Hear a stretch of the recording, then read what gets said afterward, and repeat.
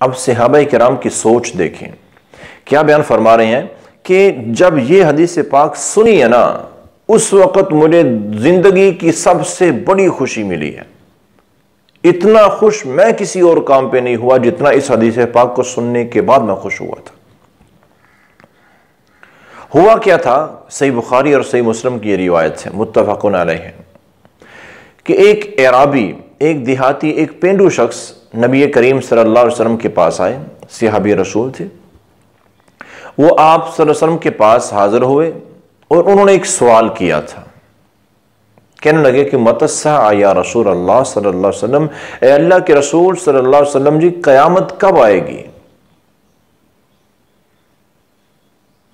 तो आपने फरमाया कि मैं आज आता रहा, तूने क़यामत के लिए क्या तैयारी की है? अब अगर अभी क़यामत आ जाती है तो तेरे पास क्या तैयारी है क़यामत के लिए?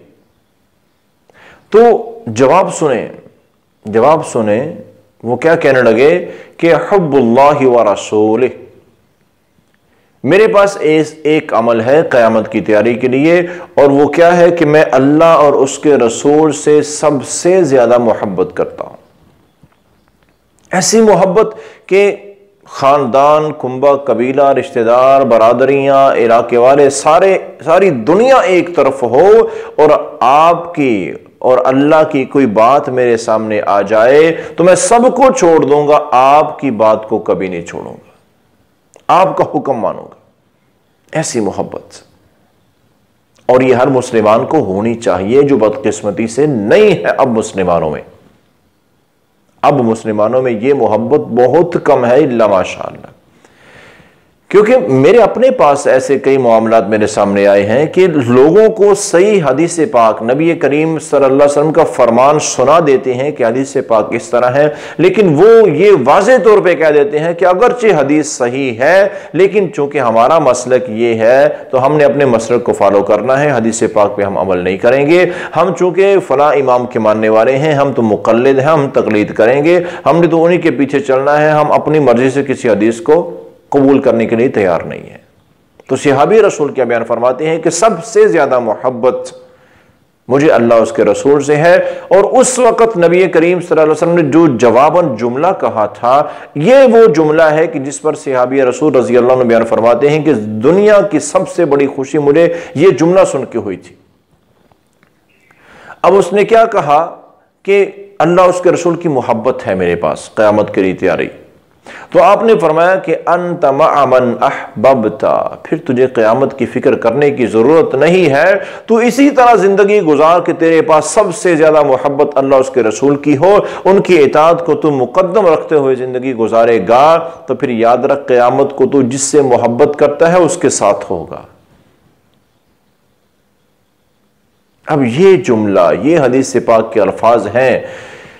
तो सहाबी रसूल बयान फरमाते हैं कि हम चूंकि इससे पहले आपस में बातें भी करते थे कि क़यामत को अल्लाह के रसूल सल्लल्लाहु अलैहि वसल्लम का तो बड़ा आला मुकाम होगा, आप किस जगह पे होंगे, हम लोग कहाँ होंगे, वहां पे मुलाकात, जैसे दुनिया में हम प्यारे आका के पास आ जाते हैं, आपके पास वक्त गुजारते हैं, बड़ा दिल को सुकून होता है, तो वहां पे ये कैसे मौका नसीब होगा। हम तो बड़े परेशान रहते थे इस बारे में कि क़यामत को क्या बनेगा।